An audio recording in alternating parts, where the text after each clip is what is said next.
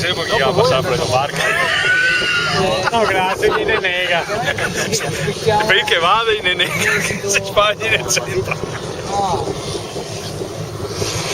Marcello!